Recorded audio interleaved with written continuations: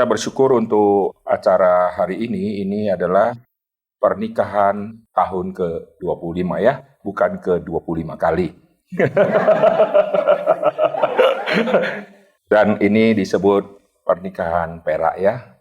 Harap bisa bertahan sampai platinum. Sekarang jarang yang bisa sampai ke platinum ya. Platinum kalau tidak salah 80 ya. 80 atau berapa itu ya. Itu jarang sekali. Kecuali dua-duanya betul-betul nikahnya dari umur 10. Itu bisa platinum ya. Jadi yang kita-kita tidak ada harapan saudara ya. Jadi tinggalkanlah niat untuk kejar platinum. Mari kita lihat satu ayat di dalam Alkitab. Kita akan membuka di dalam kitab Kidung Agung. Kidung Agung pasal yang ke-8, kita akan melihat di ayat yang ke-7. Air yang banyak tak dapat memadamkan cinta. Sungai-sungai tak dapat menghanyutkannya, sekalipun orang memberi segala harta benda rumahnya untuk cinta, namun ia pasti akan dihina. Sekarang kita minta yang 25 tahun tadi untuk baca bersama-sama dengan keras. Ayo Pak Dani sama Bu Linda. Air yang banyak tak dapat memadamkan cinta. Sungai-sungai tak dapat menghanyutkannya. Sekalipun orang memberi segala harta benda rumahnya untuk cinta, namun ia pasti akan dihina. Oke, ini ayat yang sangat indah di dalam kitab Kidung Agung. Nanti saya akan membahas poin di dalam ayat ini.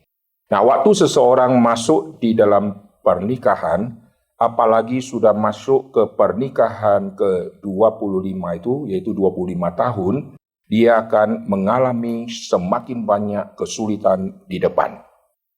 Waktu belum punya anak, kesulitan hanya relasi satu dengan yang lain, suami sama istri, sama mertua dan orang tua. Begitu punya anak, kesulitan tambah karena cinta kasih si istri atau si suami sudah bergeser, yang istri tidak lagi sepenuhnya kepada suami, tetapi waktu yang banyak sudah diberikan kepada si anak. Maka untuk memperhatikan si suami menjadi berkurang. Kalau dulu masih berdua, pagi semua sarapan sudah disiapkan. Begitu anak sudah ada, yang suami sudah tidak disiapkan, yang anak yang disiapkan. Maka kita akan melihat kesulitan setelah mempunyai anak akan terus bertambah-tambah. Dan akhirnya anak bisa kita besarkan dan sekarang sudah dewasa. Lalu pernikahan sekarang masuk ke pernikahan tahun yang ke-25 akan memasuki kesulitan yang besar. Sebelum saya kembali ke ayat ini, saya akan membahas beberapa kesulitan yang akan dihadapi setelah orang menikah lama. Yang pertama, yaitu wanita sudah kurang bergairah. Waktu wanita sudah kurang bergairah, si pria masih buas, saudara. Ini akan terjadi kesulitan yang besar di dalam keluarga. Karena si suami akan merasa perubahan yang sangat besar terjadi di dalam diri si istri. Sedangkan si suami, si istri juga tahu perubahan ternyata semakin buas, saudara. Waktu si suami semakin lama semakin bergairah, si istri semakin lama semakin merosot, akan muncul masalah yang baru di waktu yang akan datang. Yaitu si istri merasa biasa saja, si suami akan mencari pelampiasan di luar. Waktu si suami mencari pelampiasan di luar, maka siapakah yang dia akan cari? Dia akan cari orang-orang yang dekat sama dia. Jikalau di dalam perusahaan, orang yang dekat sama dia, yaitu orang yang satu kantor sama dia. Yang satu kantor sama dia, siapa orang yang lebih dekat, itulah sekretaris pribadi dia. Lalu kenapa sekretaris pribadi menjadi sasaran yang sangat penting? Karena yang sekretaris rata-rata semua masih muda, betul nggak? Jarang orang yang sudah tua jadi sekretaris direktur, hampir tidak ada. Semua direkrut yang muda-muda, yang ayu-ayu. Dan sekretaris harus berpenampilan menarik dan harus mempunyai body yang baik. Barulah nanti HRD akan menerima karena dia tahu ini sekretaris akan melayani bos. Maka dulu berpuluh-puluh tahun yang lalu terjadi adanya kamar atau ruangan kantor bos, ada kamar tidur istirahat si bos. Dan kamar itulah yang dipakai untuk melampiaskan semua. Dan itu terjadi, saudara. Maka muncullah istilah sex after lunch. Jadi begitu break jam istirahat, semua keluar kantor, nanti yang sekretaris antar makanan, lalu masuk ke ruang kantor, disitulah mereka akan melampiaskan. Nah, perhatikan, ini masalah yang akan muncul setelah orang menikah lama. Karena apa? Karena kepuasan si suami sudah tidak bisa lagi disanggupi oleh si istri. Karena si istri sudah dingin. Karena si istri sudah mencapai level yaitu menopause. Setelah itu kita akan melihat kesulitan berikutnya yang muncul karena makin lama makin tua, makin lama makin menuju kepada masa menopause yang semakin lama, maka penyakit akan muncul. Penyakit satu persatu akan muncul di dalam tubuh wanita. Pria juga ada penyakit, tetapi pria punya penyakit susah kita prediksi kecuali prostat. Kalau kanker, tidak bisa kita prediksi. Tapi wanita, kalau sudah mencapai umur tertentu, maka ada penyakit-penyakit yang siap menanti dia. Cepat atau lambat, dia kemungkinan akan kena. Penyakit apa yang menyerang wanita? Kena kanker serviks itu.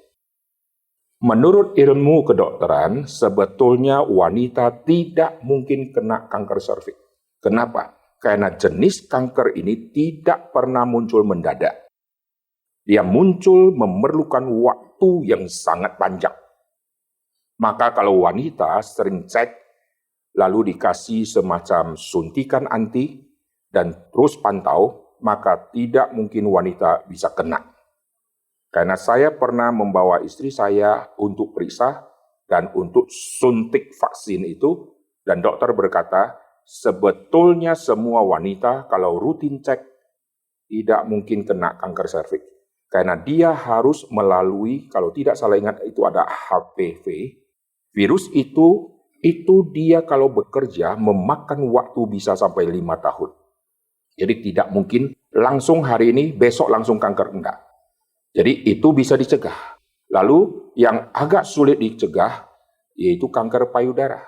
Lalu ditambah lagi nanti ada kanker-kanker yang lain, lalu kandungan rahim segala macam, maka banyak orang akhirnya mesti angkat rahimnya, mesti angkat payudaranya, dan nanti muncullah semua kelemahan-kelemahan karena ada organ-organ tertentu yang sudah diangkat. Lalu lutut wanita satu persatu akan kena. Mereka akan kena OA. Dan saat itu gerak sudah tidak maksimal, tubuh sudah lemah, organ satu persatu mulai rusak, dan ini akan muncul dilema yang baru. Laki-laki juga akan muncul penyakit, tetapi penyakit laki-laki tidak sebanyak yang wanita. Laki-laki selain prostat, nanti muncul kecelakaan, tabrakan, hanya sering di luar. Tetapi penyakit-penyakit yang menghinggap si suami, misalnya kanker, itu tidak bisa kita prediksi. Ya bisa kena paru-parunya, bisa kena ini, bisa kena macam-macam. Tapi yang wanita ada spesifik yang dia akan alami. Maka si suami harus siap untuk mendampingi jikalau si istri divonis kena penyakit itu. Dan si wanita harus siap mendampingi kalau si suami divonis kena kanker prostat itu.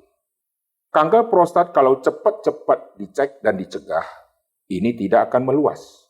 Maka orang-orang, istri-istri sudah mulai jaga si suami dengan masakan yaitu tomat, lalu dikukus, lalu di blender sama bijinya.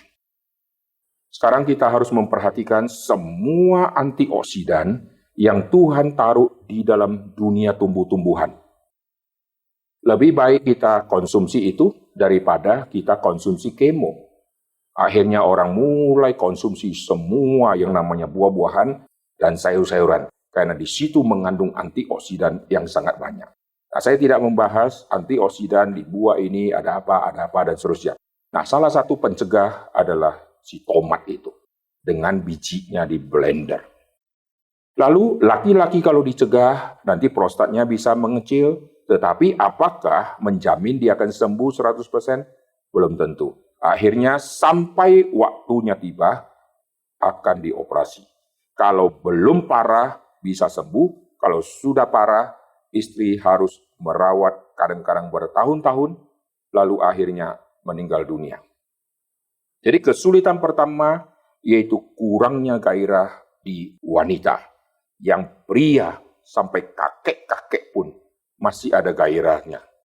Maka terjadi ada kakek-kakek yang nikah sama anak gadis, betul nggak? Kenapa? Dia masa loyo? Tidak, dia masih bisa. Dan ada kakek-kakek yang setelah ditemukan dia mati, waktu dicek, satu malam sebelum dia mati itu, dia sedang sama wanita. Karena terlalu ganas, maka sakit jantungnya kambuh. Jadi dia mati bukan karena sama cewek itu, tapi terlalu ganas dia. Tapi wanita heran, adakah nenek-nenek yang ganas?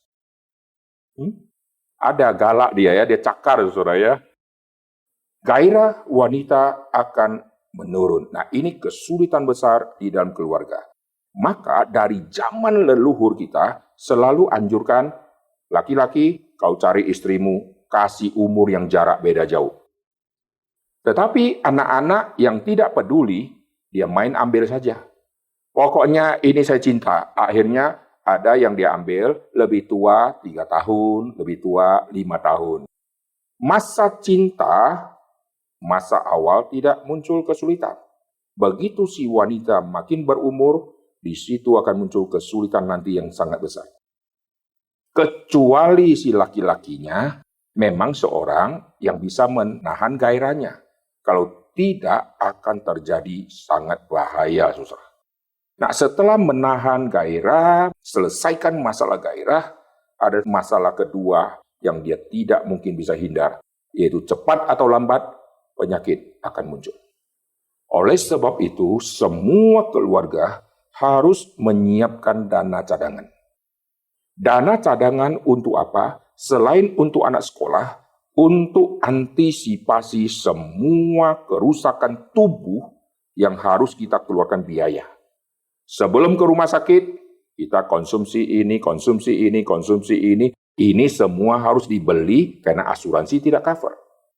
Dan semua orang harus mulai memikirkan asuransi sesuatu yang wajib. Zaman saya kecil, asuransi tidak wajib.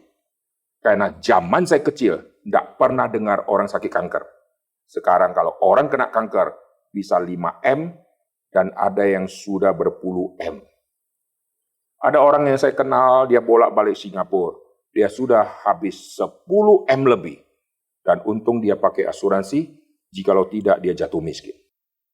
Mengerikan sekali. Sekarang, pengobatan, operasi, sekali potong, bedah, ratusan juta. Lalu sekali kemo, sampai satu paket selesai, sama pengobatan miliaran. Maka jangan irit dengan kita bayar asuransi. Kita hamba Tuhan diasuransikan. Hamba Tuhan reform diasuransikan, tetapi pakai asuransi grup. Tidak mungkin pakai asuransi pribadi, karena itu preminya sangat mahal. Karena pakai grup, maka covernya sangat kecil. Sedangkan saudara-saudara yang mempunyai kelebihan uang, cepat-cepat asuransikan diri. Contoh, sekali saudara bayar berapa puluh juta. 1 tahun berapa puluh juta. Asumsi 20 misalnya. 1 tahun 20 kali 12. Cuma berapa? Sekali saudara dibedah, ulang modal. Maka jangan pelit. Karena ini dunia yang kita tidak mungkin hindar dari sakit penyakit. Ada satu jemaat di satu kota, setiap hari berpuluh tahun dari jam 4 selalu bangun pagi dan jogging. Dan saya ke kota itu, KKR, tinggal di rumahnya, main pingpong sama dia. Sehatnya luar biasa. Waktu saya ke Kalimantan baru ini, sama dia setir mobil, dia yang bawa sampai dini hari. Sekarang jantungnya sudah di bypass. Penyempitannya sudah sangat banyak. Saudara jangan kira saya tidak sesak, saya dada tidak sakit, maka saya sehat. Belum tentu. Waktu dia ada tidak enak sedikit, setelah temani saya sampai dini hari, kok leher kayak kecekik. Anaknya dokter suruh dia cek. Dan setelah dia cek, ternyata penyumbatan sudah banyak. Untung cepat cek. Coba bayangkan, dia bawa saya di tengah jalan, serangan muncul, langsung mati di tengah jalan. Berapa mengerikan. Dan sekarang sudah digergaji, sudah dibuka, dan sudah ditutup. Saya tanya, kena asuransi bayar atau tidak? Asuransi bayarnya tidak full. Nah, dia orang yang berduit, tidak masalah. Kalau yang tidak berduit, tinggal tunggu mati. Maka, yang tidak punya asuransi cepat.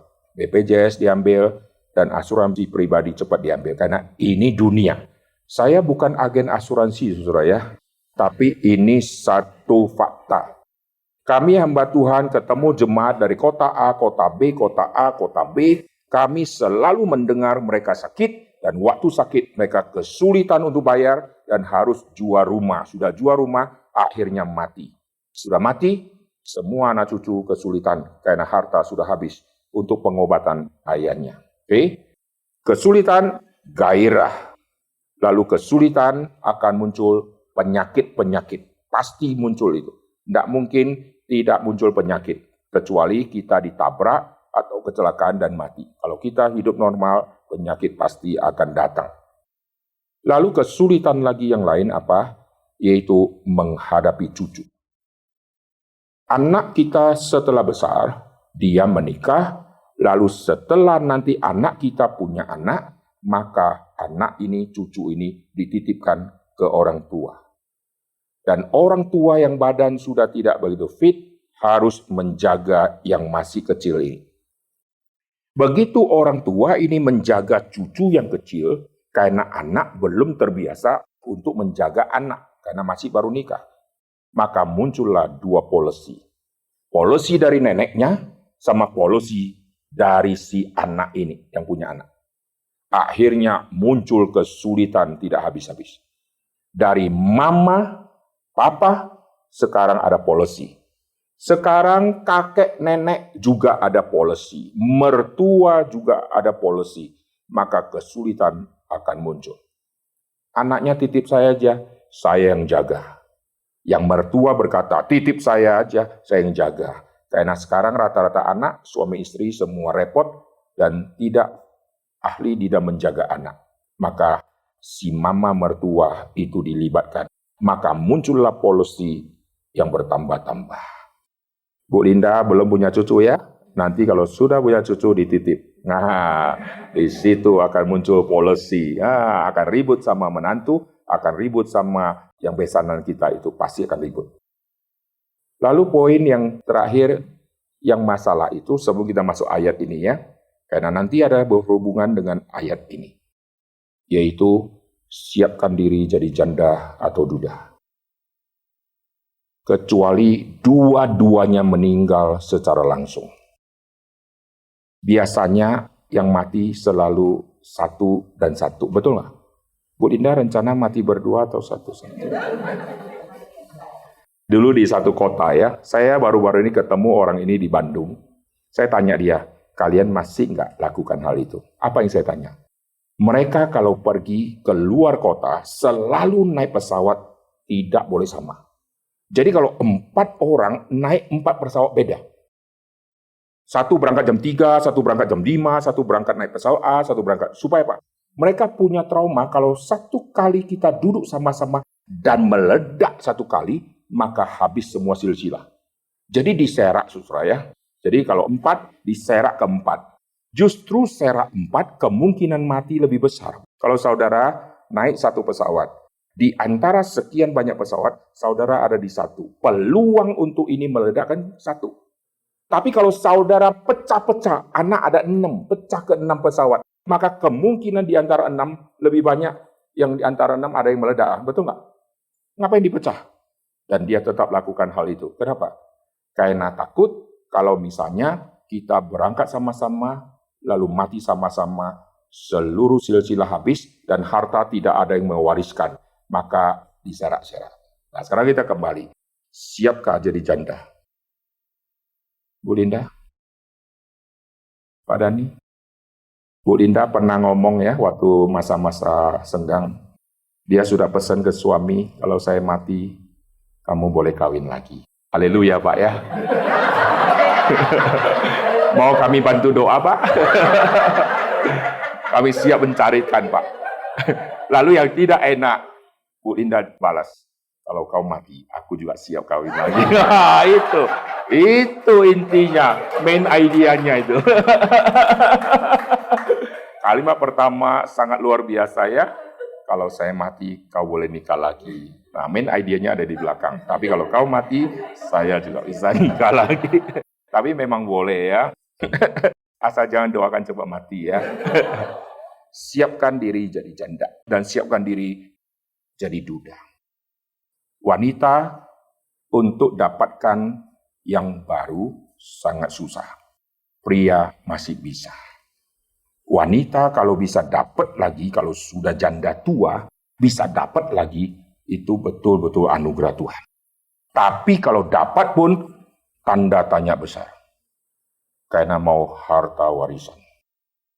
Di satu cabang saya tidak sebut, ada satu ibu sudah tua dan kaya luar biasa. Lalu ada satu anak muda kami kenal sudah lama dari sejak pemuda. Ibu ini sudah nenek-nenek. Lalu kawin sama anak pemuda ini. Wah, ribut besar. Seluruh keluarga besar si ibu ribut. Anak-anak tidak setuju. Semua tidak setuju kalau mami saya nikah lagi sama laki-laki ini. Satu-satu semua tidak setuju. Tapi luar biasa loh. Kita menguji ya kesetiaan si cowok itu. Pernikahan kalian ditunda. Akhirnya ditunda 1 tahun lebih. Setia loh. Si emak-emak ini setia menanti. Lalu si anak muda ini juga setia menanti. Jadi deal ya. Kita tes ya. Kalian tidak setuju tapi mereka sudah cinta. Kita tes saja. Kita undur mereka. Dan kita tunggu setahun kemudian. Apakah masih cinta atau tidak. Setelah lewat 1 tahunan. Akhirnya tetap mereka cinta. Dan mereka nikah. Sampai hari ini mereka nikah sudah berapa puluh tahun.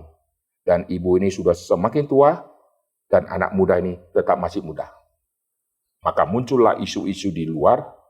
Anak muda ini pengen uang. Maka nikah sama yang tua. Tapi siapa yang sangka. Tuhan kasih yang tua ini umur panjang. Dan dia terus temanin. Luar biasa kesetiaannya. Setelah mereka menikah sekian lama, Tuhan kasih kesehatan kepada mama ini sampai hari ini masih sehat. Dan mereka tetap masih bersama-sama. Jadi, kalau sudah berumur, ada orang mau, hati-hati. Kecuali yang wanita ini miskin, lalu ada yang mau. Nah, ini cinta sejati. Tapi kalau dia banyak uang, hati-hati. Karena si cowok mungkin ya, doa syafaat Tuhan. Bunga sudah layu. Yang di samping saya apalagi. Panggillah Tuhan. Saya sudah siap. Karena dia sudah tahu semua aset-aset kalau si istri mati pasti turun ke suami yang baru. Dan semua anak-anak dia tidak setuju. Maka selama kira-kira menanti setahun, mereka urus semua pisah harta. Cepat-cepat dibagi dulu. Karena takut nanti kalau sudah nikah, ternyata cowok ini jahat. Lalu bagaimana? Nah, ternyata cowok ini sampai hari ini masih bersama. Ya, cowok ini cowok yang baik ya. Saya sudah kenal begitu lama. Tapi cowok ini siap menerima semua fitnah dari banyak orang. Lalu mengata-ngatain dia. Dan dia biasa saja. Sampai hari ini. Saya waktu ketemu dia, saya tanya, gimana kamu? Ya Pak, gini. Gimana istri? Ya, ada di rumah. Luar biasa ya orang ini ya. Nah, sekarang kita kembali ya. Siapkan diri untuk jadi janda. Kalau sudah berumur, kemungkinan akan jadi janda selama-lamanya. Kalau yang duda, semangat dia berapi-api. Saya tidak mau kawin lagi, berjanji di peti mati. 2 bulan lagi nanti dia kawin. Itu biasa gitu ya. Harap Pak Dhani tidak begitu ya. Jadi siapkan diri. Kenapa? Kenapa hal ini kita perlu siapkan? Karena kita akan masuk di masa tersendiri. Kita tahu anak kita yang pertama sudah nikah sama si istri kurang welcome sama kita. Maka kita tidak mungkin tinggal di situ, akan perang. Anak kedua sudah pindah ke negara yang mamanya tidak suka atau si papanya tidak suka. Akhirnya tidak bisa pergi ke sana, mau tak mau tinggal di rumah sendirian. Dulu di satu cabang, ini seorang ibu, anaknya semua sudah di luar negeri. Kami PW, dia datang. Lalu kami besuk dia sama pembantu. Dan dia tinggal di satu rumah yang sangat sederhana, dan dia keluarga yang sangat kaya. Anaknya semua ada di Eropa, tidak mau balik, dan dia tidak mau ke sana. Karena di situ tidak ada becak, dia bilang. Di sini saya enak naik becak, di sana tidak bisa. Kemana-mana jalan kaki, saya sudah tua, pegang tongkat, cepat mati saya. Dan dia tinggal sendiri. Tinggal sendiri sama pembantu, sampai dia mati di rumah itu. Lalu setelah dia mati, suatu saat saya tanya, di mana ibu ini? Oh, sudah mati. Kapan dia mati? Iya, dia sudah mati lumayan lama. Rumahnya dijadikan apa? Rumahnya sudah dijual. Jadi anak-anak tetap tidak mau ambil rumahnya, pulang tinggal. Tidak ada yang mau lagi. Akhirnya pergi. Dan dia kesepian luar biasa, karena yang seumur sama dia sudah tidak ada. Mau bicara sama suami sudah lama meninggal. Bicara sama pembantu, mau bicara apa? Kosakata sudah habis. Dan di rumah dia sendiri terus. Sampai masa tuanya dia habiskan sendiri. Dan akhirnya sakit dan mati. Jadi siapkan diri ya. Makin kita menuju kepada pernikahan yang semakin lama, semakin tinggi, makin banyak kesulitan ini muncul. Nah, setelah kita lihat fakta yang tanda petik mengerikan ini, kita kembali ke Kidung Agung. Mari kita lihat di ayat ke-7. Kidung Agung pasal 8 ayat ke-7. Air yang banyak tak dapat memadamkan cinta. Wah, ini ayat yang sangat luar biasa. Kalau saudara perhatikan, ini memakai bahasa asli, yaitu maim. Maim, kata ini adalah air. Maim ini dimengerti oleh orang Yahudi sebagai chaos. Jadi chaos tidak akan memadamkan cinta. Dan maim ini muncul di dalam Kejadian pasal 1, waktu Tuhan menciptakan dunia ini, lalu dicatat ada air yang begitu banyak, lalu Allah membagi air ini, memisahkan air ini. Nah, saudara perhatikan di sini. Air waktu menguasai seluruh daratan, karena daratan ada di dalam air. Allah pisahkan yang basah, lalu sekarang muncul yang kering. Setelah Tuhan pisahkan, maka air yang disebut laut dengan gelombang yang begitu luar biasa, dengan pasang yang begitu tinggi, tapi air tidak pernah akan menutup kembali seluruh daratan. Jadi Tuhan mau menyatakan, perhatikan, darat yang dulunya ditutupi oleh air, tetapi Allah yang bisa memisahkan. Waktu Allah memisahkan air di satu sisi itu, sekarang muncul yang basah. Yang basah muncul menjadi kering, sebagian lagi masih di bawah lautan. Yang di bawah lautan, sekarang laut berkuasa atas dia, karena darat tidak terlihat, karena ditutup laut. Tetapi ada darat yang muncul yang kering, laut mau menguasai dengan ombak besar, Tuhan batasi semua ombak laut, sehingga laut tidak bisa menenggelamkan dia lagi. Nah, saudara perhatikan apa yang Tuhan mau nyatakan di dalam pemisahan ini. Kuasa air yang dimengerti orang Yahudi dan zaman dulu adalah maim dan chaos, dulu seolah-olah bisa menguasai. Tetapi di hari penciptaan jadilah terang, maka di dalam terang ada pemisahan. Di dalam terang, chaos tidak akan lagi bisa menguasai. Hari pertama terang, lalu nanti Hari kedua, cakrawala memisahkan air di langit dan air yang di bawah. Dan Tuhan pisahkan yang di bawah ini menjadi satu gerombol, yaitu laut, lalu yang darat akan muncul. Di hari ketiga, waktu darat sudah ada tumbuhan, nanti akan keluar, saudara. Waktu tumbuhan keluar, tumbuhan senyum-senyum. Air begitu besar, kau tidak akan menenggelamkan aku. Oke? Mayim ini juga muncul di zamannya air bah. Waktu Tuhan memisahkan, maka tidak mungkin bisa tutup kembali. Tidak mungkin darat yang kering sekarang menjadi basah ditutup habis oleh air. Tapi di zaman air bah, Tuhan izinkan tutup kembali. Nah, saudara perhatikan, waktu Tuhan izinkan tutup kembali, dicatat air meluap, air bertambah-tambah. Itulah poin pertama yang kita mau bahas, yaitu air yang banyak ini dikaitkan dengan zaman air bah, air makin tinggi. Poin pertama, kesulitan yang makin tinggi dan makin memuncak. Lalu darat seolah-olah kalah. Waktu di penciptaan, kamera soroti ke darat. Dari darat muncul tumbuh-tumbuhan. Lalu tumbuh-tumbuhan berbiji, tumbuh-tumbuhan berbuah, tumbuh-tumbuhan berbuah dan berbiji. Kamera soroti ke darat. Lalu ada binatang-binatang. Kamera soroti ke darat. Ada manusia yang Tuhan taruh. Begitu zaman air bah, kamera disoroti bukan lagi di darat, tapi sorot yang ada di atas air, yaitu Batrah. Waktu air bertambah-tambah, darat semakin di bawah karena air semakin di atas. Oh, kesulitan sekarang menguasai, chaos menguasai. Jawabannya, ingat, kamera sudah tidak sorot yang darat. Kamera sekarang sorot yang ada di atas. Kalau contoh tadi, air dengan gelombang mau tutup kembali tidak mungkin.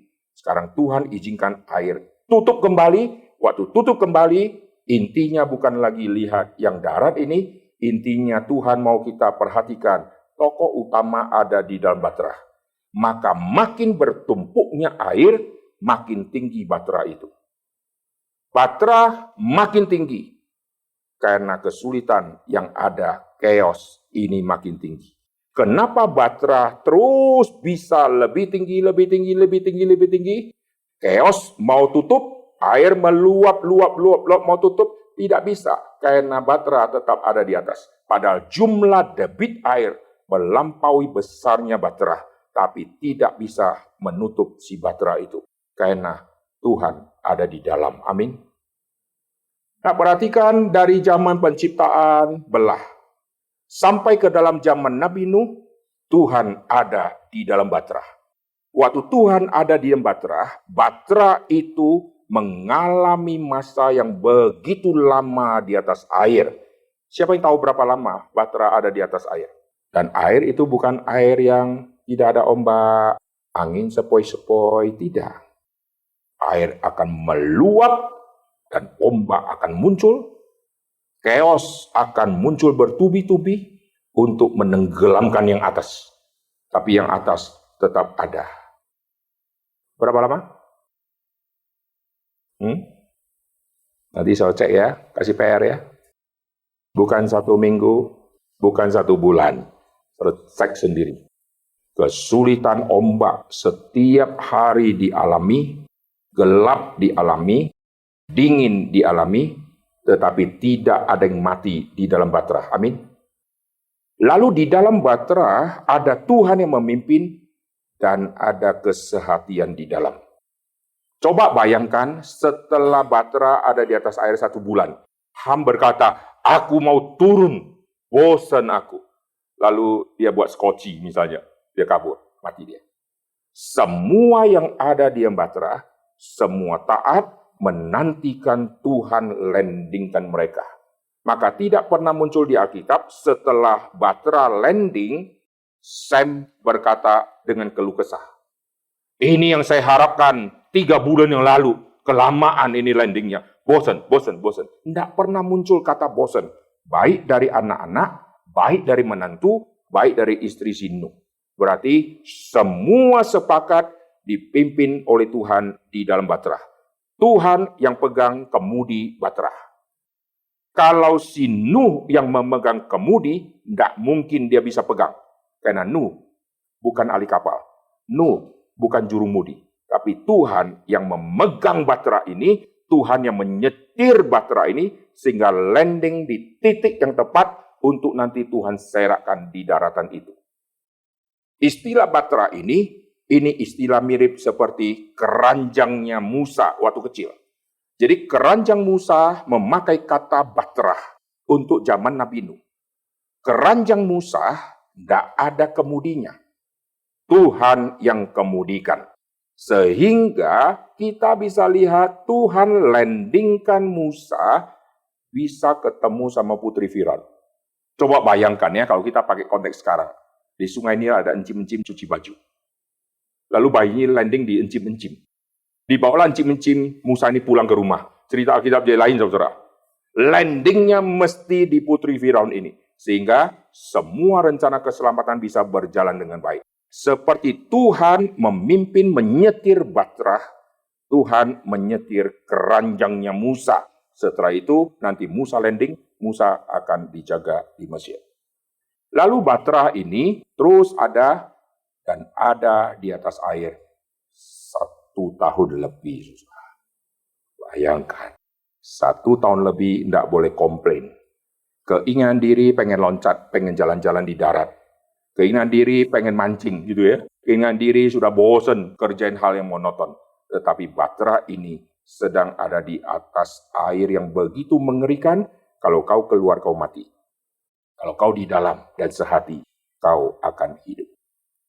Kesulitan di dalam keluarga yang tidak bisa bertahan ombak-ombak dan maim air ini, yaitu tidak ada sehati. Ayah punya kemudi suka ke kanan, istri suka ke kiri, dan anak suka ke belakang. Akhirnya di dalam rumah ada 3 arah. Maka terjadi ribut. Anak pertama tidak setuju keputusan mama. Mama tidak setuju keputusan papa. Akhirnya bingung, saudara. Pembantu bingung. Ikut yang mana ini? Ikut yang anak, gaji dipotong sama majikan. Ikut yang majikan, dikerjain sama si anak. Bingung dia, karena ada 3 komando. Di dalam keluarga, kalau ada banyak komando, hancurlah keluarga itu. Ingat, Tuhan yang komando, dan semua harus taat. Itu poin pertama, air yang makin tinggi. Ini konteks yang muncul di dalam tema air bah. Tuhan menjaga bahtera, tidak bocor. Tuhan menjaga kehidupan yang ada di dalam bahtera, tidak mati kehausan dan kelaparan. Dari dulu saya memperhatikan bagaimana caranya Nuh dan anak-anak bisa bertahan hidup, dan bagaimana binatang-binatang tidak punah di dalam bahtera. Saudara mau bawa binatang, bawa 100 ekor, masukkan ke dalam kapal saudara, lalu saudara mau jaga dia, kasih dia makan selama 1 tahun. Gimana caranya? Saudara pikir, saya bawa rumput. Oke, silakan bawa rumput. 3 hari layu. Oke, saya bawa pot. Saudara bawa pot. Belum bercabang dan belum berdaun, kambing sudah tunggu. Gajah di samping lagi. Waduh, habislah sudah ya. Tidak keburu berdaun, habis semua. Betul nggak?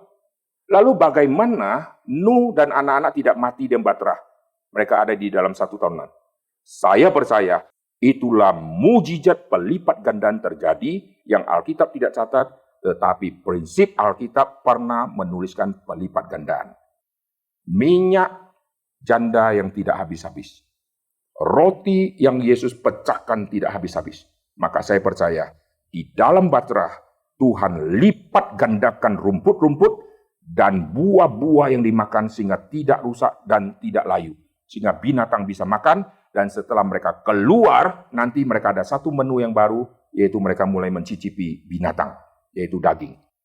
Di dalam bahtera, rumput kenapa tidak habis-habis? Karena Tuhan yang jaga, amin.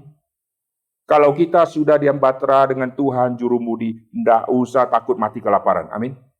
Kita aminnya gampang ya. Kalau terjadi di hidup kita, kita kalang kabut, dunia sudah mau ambruk, padahal rekening masih ada 3. Masih ada bank A, bank B, bank C. Dan rekeningnya masih banyak angka. Tapi paniknya luar biasa. Aduh, kesulitan memikirkan angka di rekening. Dia lupa, di berangkasnya masih ada 3 emas batangan. Dan emas batangan masih 3, dia sudah panik. Dia lupa, sertifikat rumah masih ada 13. Hidupnya hendak pernah punya damai, khawatir terus. Dia lupa, mobil yang diparkir di garasi masih ada yang berharga MM. Tapi hidupnya rasanya sudah mau masuk neraka. Nuh, di kapal itu, nggak ada emas perak yang dia bawa. Dia kerjakan semua tugas Tuhan, bagian Tuhan, Tuhan yang hidupkan semua binatang dan manusia di dalamnya. Itu poin yang pertama, di dalam Kidung Agung. Kesulitan makin naik, tidak apa-apa. Kalau saya adalah tanah daratan, saya tenggelam. Sekarang saya bukan lagi tanah daratan. Saya sudah tinggalkan tanah daratan karena saya taat mengikuti pimpinan Tuhan untuk masuk Batrah. Maka yang dari darat sekarang ada di atas air.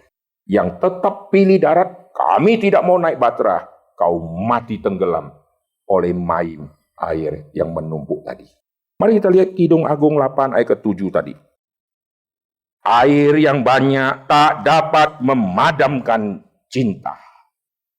Jadi di dalam keluarga, jikalau cinta itu dipimpin oleh Tuhan, maka semua air yang menumpuk-numpuk tadi, air yang banyak yang seperti zaman air bah, tidak akan memadamkan cinta. Lalu lihat poin kedua, sungai-sungai tak dapat menghanyutkannya. Maka poin pertama saya kasih semacam definisi kecil, ini masalah yang vertikal, yang terus menumpuk. Sekarang sungai-sungai ini bicara masalah yang horizontal. Karena ini nanti bicara arus yang keras, sungai yang begitu meluap, dia tidak akan membawa kita ke samping. Tadi air terus akan menutup kita. Mau tutup dia makin tinggi, tapi kita lebih tinggi.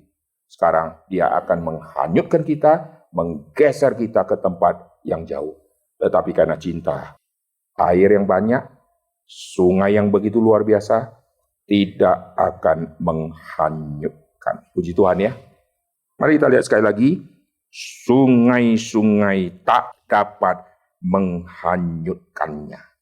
Di dalam terjemahan yang lebih tepat, tak dapat menghapusnya. Hanyutkan artinya mau meniadakan dia. Sekarang begitu bahaya yang muncul, yang horizontal masalah bertubi-tubi muncul, tidak akan menghapuskan cinta kalau di dalam Tuhan. Amin. Kenapa kita nikah diberkati di gereja? Untuk menyatakan pernikahan ini berdasarkan cinta kasih surgawi. Maka muncul kalimat di hadapan Allah Tritunggal dan jemaatnya. Hari ini saya menerima engkau, gitu kan?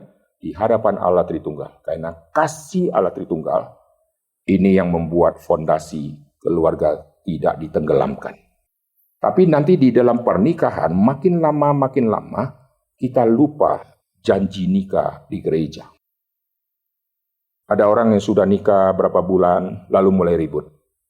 Dan akhirnya cerai. Waktu cerai, saya pesan kepada orang-orang yang kenal sama pasangan itu, putar video nikah mereka. Supaya dia nonton kembali janji nikah. Waktu buka cadar, ciuman di kening gitu ya. Setelah dia nonton, apakah dia ingat cinta yang dulu bersemi, atau dia malah bakar semua barang bukti ini? Wah, cilaka ya. Dia bakar. Wah, masih ada ya, saya sudah bakar 3, masih ada 1 ke sini. Tak bakar semua. Orang-orang yang sudah nikah lama, cinta sudah tidak bisa seperti semula. Betul nggak? Bu Linda, masih sama? Pak Dani? Sudah sulit untuk seperti semula. Karena kita sudah dicabangkan. Sebagian cinta sudah di anak pertama. Sebagian cinta kasih sudah di anak kedua. Yang suami juga sama. Sebagian cinta sudah di pembantu. Hanya mulai bercabang-cabang cinta kasihnya. Sebagian cinta di hobi. Sebagian cinta di mobil. Maka bangun pagi, rumah tidak dipel, tapi mobil yang dipel. Wah, casingnya dipel. Maka mobilnya kilat luar biasa. Ngepelnya mobil dia. Wish, dipel semua. Dilap. Tapi kaca di kamar mandi butek sudah 3 bulan. Tidak pernah dipel sama si suami. Kenapa? Karena dia rasa ini rumah, ini bukan hobiku, kaca ini aku tidak setuju, cermin ini aku tidak setuju, ini bagian istri, biar dia ngelap. Kalau mobil, ini hobiku. Cinta suami lari ke anak, cinta suami lari ke hobi, cinta istri lari ke anak, cinta istri lari ke hobi juga. Akhirnya cinta terbagi-bagi. Waktu cinta terbagi-bagi, sekarang malam ketemu. Akhirnya satu hadap kiri, satu hadap kanan. Itu masih mending, kasurnya sama. Ada yang kasurnya sudah beda.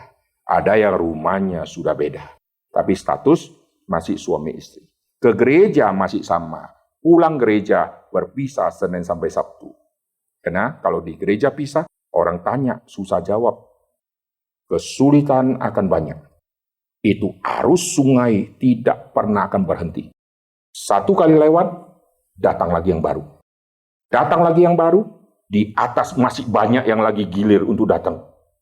Karena sungai akan membawa ke tempat yang lebih dalam, yaitu lautan.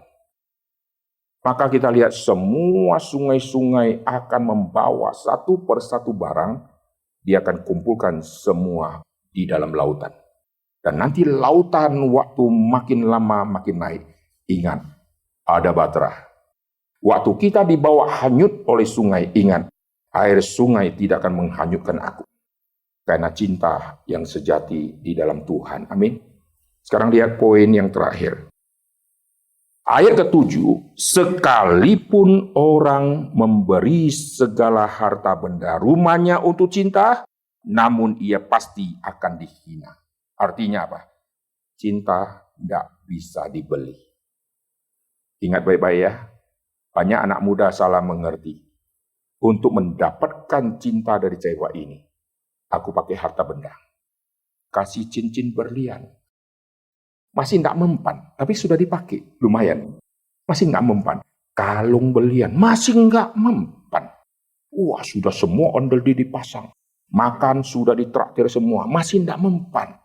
Akhirnya suatu saat si cewek menyatakan, kau kasih semua yang berharga apapun, aku tidak ada cinta padamu. Karena si cowok pikir dengan kasih semua perhiasan, dia bisa dapatkan cinta.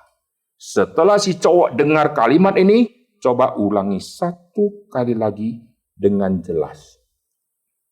Saya tidak bisa menerima cintamu. Oke, terima kasih. Kembalikan semua. Itulah. Dulu saya pernah dengar radio, ada orang konseling di radio.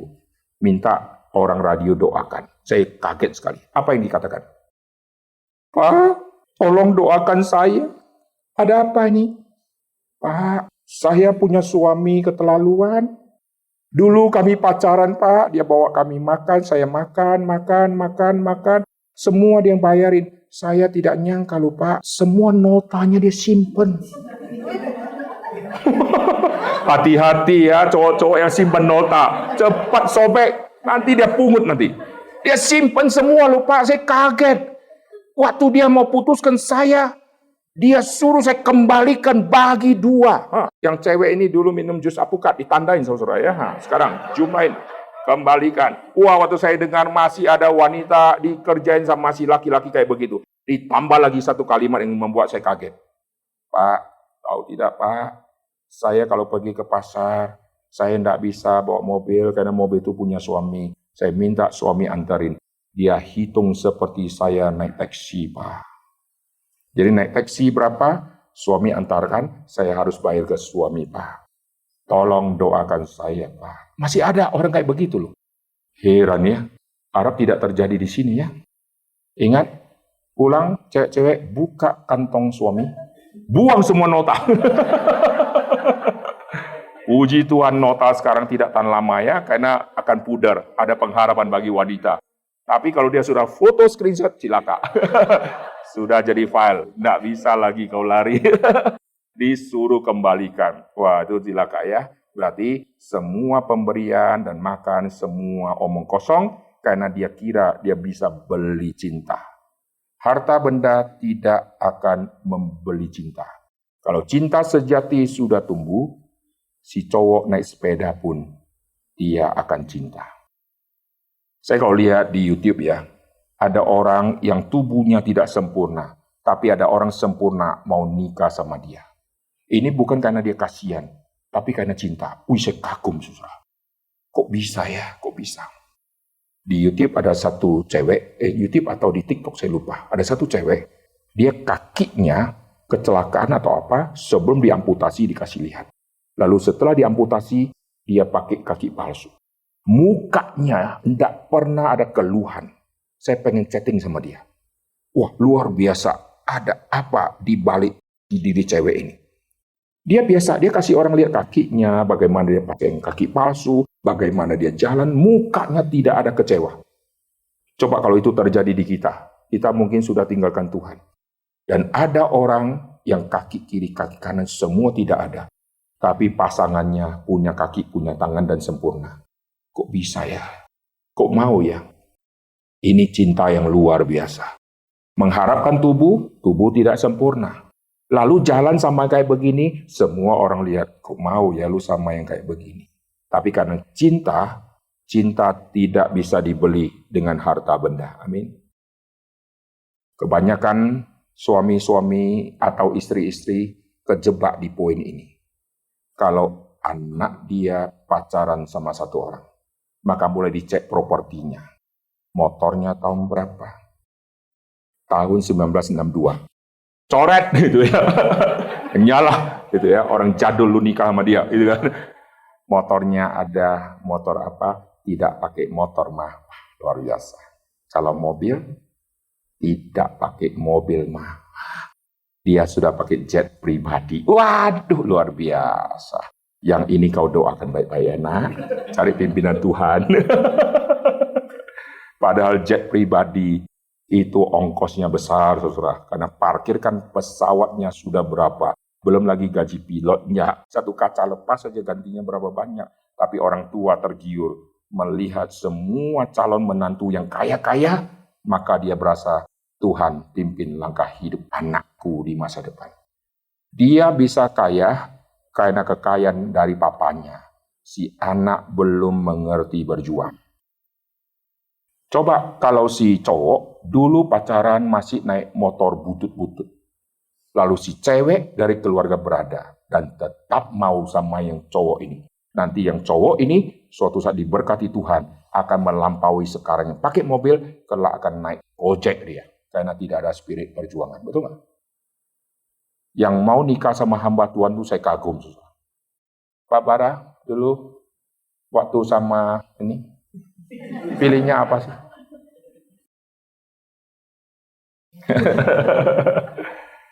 Saya waktu nikah, itu mustahil bisa nikah. Karena kuliah teologi saja sudah habis uangnya, bagaimana bisa menikah? Saya mikir, wah perjaka tulen saya ini. Nggak mungkin bisa nikah. Tuhan pimpin bisa nikah. Pikir-pikir, kok bisa nikah saya? Saya sampai lupa loh. Itu uang dari mana? Saya pernah tanya istri berapa bulan lalu. Dulu setahu saya nggak bisa nikah. Kok saya bisa nikah ya? Dulu uangnya dari mana ya? Istri saya ingat. Dulu saya pinjam sama koko saya. Lalu saya pinjam berapa, dia yang ingat. Lalu hari pertama sudah nikah kan ada angpau toh. Begitu angpau-angpau sudah dikumpulkan, angpau itu besoknya saya langsung balikin ke koko saya. Jangan jadikan hutang yang terus-menerus meskipun ada uang untuk lunasi. Saya lunasin. Akhirnya, tidak ada uang lagi. Lalu saya ingat, malam kami menikah, kami ada di mana? Kami ada di apartemen di daerah Harmoni di Jakarta. Itu apartemennya Pak Didi Karnadi. Kalau nggak salah di lantai 30. Dia pinjamkan kami apartemen sehingga saya tidak sewa hotel. Dari apartemen itu lalu ke apartemen sebelah. Jadi seperti pindah rumah. Lalu pura-pura turun, naik mobil, putar satu keliling, balik lagi. Seperti sedang jemput, padahal jemputnya di sebelah, saudara ya. Dan kami tinggal di apartemen dia yang tidak begitu besar. Itulah pernikahan kami. Lalu naik sepeda motor. Setelah nikah, saya bingung, tidak mungkin gua bisa punya anak. Saya lihat di mall, susu ibu menyusui. Wah, mestinya kasih itu aja ya, air beras saja. Mahal bener. Waduh, susu ibu mengandung apalah, betul mahal bener. Nggak mungkin gua punya anak. Udah lewatin aja. Sampai akhirnya bisa punya anak. Waktu punya anak, saya masih pinjam sepeda motor di Batam. Itu sepeda motor punya gereja, saya naik sepeda motor itu sama anak saya yang paling besar yaitu Luther waktu itu masih kecil. Kami bertiga boncengan, lalu pergi ke Hypermart. Lalu belanja, pulangnya hujan lebat, basah kuyup, saudara. Anak saya juga basah. Itu yang kami lewati, saudara. Nggak mungkin bisa punya anak. Punya satu, saudara. Lalu lewatin, nggak mungkin bisa sekolah. Dia uang pangkalnya besar. Akhirnya sekolah juga, saudara. Lalu dapat anak, dikasih kembar lagi. Waduh, beban jadi tambah 3 sekarang. Jadi dapat kembar. Tapi sukacita juga. Saya kalau ditanya orang, keturunan mana? Saya bilang saya bukan Esau, karena tidak berbulu. Saya keturunan Yakub. Ya, kan orang selalu bilang kalau kembar ada leluhurnya. Itu sebetulnya salah itu ya. Karena Ishak keturunan leluhur, tidak ada yang kembar. Tapi kalau orang tanya saya terus tanya, Bapak keluarga ada kembar? Ada. Yakub, saya bilang. Supaya dia berhenti bertanya. Karena saya sudah ke bapak leluhur, gitu kan. Lalu akhirnya punya 2 anak. Lalu setelah itu punya 1 anak lagi. Lalu ada 4. Dan puji Tuhan, semua berjalan dengan baik. Lalu yang paling besar sudah kuliah. Yang nomor 2, 3 SMA. Yang paling kecil SMP. Dimulai dari 0, tidak punya apa-apa. Karena waktu kuliah semua sudah habis. Itu artinya kita kalau melangkah, tidak usah khawatir untuk makanan. Amin. Tidak usah khawatir kalau kita diam batrah. Bagian Tuhan akan kasih. Sehingga sampai hari ini, kami satu keluarga nggak pernah mati kelaparan. Amin. Dan akhirnya Tuhan pimpin terus sampai hari ini. Dan bisa melayani. Dimulai dari setengah mati di dalam zaman dulu. Oke, sekarang saya tutup ya. Jadi air yang meninggi, vertikal ke atas, tidak akan menghapus kita. Lalu air sungai yang begitu deras akan membawa kita ke samudera raya, tidak akan menghanyutkan kita, karena Tuhan memegang tangan kita. Saudara ingat baik-baik, bukan kita yang pegang tangan Tuhan. Ingat ya kalimat ini. Kalau saya pegang tangan Tuhan, saya pasti lepas. Dan aku tidak kuat. Saya posisi sedang terhanyut. Dengan kekuatan terakhir saya pegang. Saya sampai 5 menit kemudian, pasti saya lepas. Karena saya posisi terhanyut. Tapi kalau dari atas yang tidak terhanyut, dia pegang tangan saya. Kekuatan yang luar biasa. Air boleh deras. Saya tidak mungkin terlepas karena dia yang pegang saya. Amin. Saya kalau jalan sama anak yang masih kecil misalnya, dia pegang tangan saya, lalu kita jalan di mall, dia terpleset, langsung dia jatuh, karena dia pegang, langsung dia lepas. Kalau saya pegang tangannya, dia terpleset, paling kakinya yang goyang sedikit, badannya tidak jatuh, karena saya pegang tangannya, dia nggak mungkin jatuh. Maka sungai yang begitu deras tidak menghanyutkan kalau Tuhan memegang tangan kita. Lalu kalau kita sudah diam batrah, makanan, minuman, penyertaan, pemeliharaan Tuhan sudah siapkan. Lalu arus dunia begitu luas, Tuhan sudah pegang tangan kita. Masakan harta sekarang bisa membeli kita? Amin. Harta benda tidak bisa menggantikan cinta kita. Keluarga juga sama. Keluarga akan sama-sama hadapi semua kesulitan. Keluarga akan sama-sama hadapi arus yang tidak pernah akan berhenti.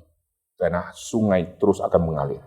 Tapi kalau keluarga dipegang tangan Tuhan, tidak mungkin lepas. Amin. Semua kesulitan akan muncul, tapi kita tidak mungkin tenggelam. Tuhan jaga. Lalu sampai keuangan kita akhirnya habis. Harta benda tidak akan menggantikan cinta sejati. Mari kita berdoa. Bapa di dalam surga, kami berterima kasih untuk renungan pada hari ini. Tuhan berikan kepada kami cinta yang sejati. Tuhan berikan kepada kami pemeliharaan yang sejati. Dan Tuhan juga berikan kepada kami penyerahan diri yang sejati. Sehingga dimanapun kami berada, kesulitan demi kesulitan yang akan menenggelamkan kami, tapi kami disertai oleh Tuhan. Makin tinggi kesulitan, kami ada di atasnya. makin deras air yang akan menghanyutkan kami. Makin kuat tangan Tuhan akan menopang dan memegang setiap kami. Harta benda dunia akan berlalu. Penyertaan Tuhan kekal selama-lamanya. Kami berdoa Tuhan memelihara keluarga, baik Pak Dani ataupun Bu Linda dan seluruh keluarga besar. Tuhan topang keluarga ini melewati badai-badai yang begitu besar di depan. Mereka yang terus akan melangkah ke depan. Tapi Tuhan yang menjadi kemudi di dalam keluarga ini. Tuhan beri keluarga ini sehati di dalam satu bahtera. Jangan sehati, tetapi beda bahtera. Jadikan mereka di dalam bahtera yang sama, di dalam penyertaan Allah yang sama. Dengar doa kami, dalam nama Tuhan Yesus kami berdoa. Amin.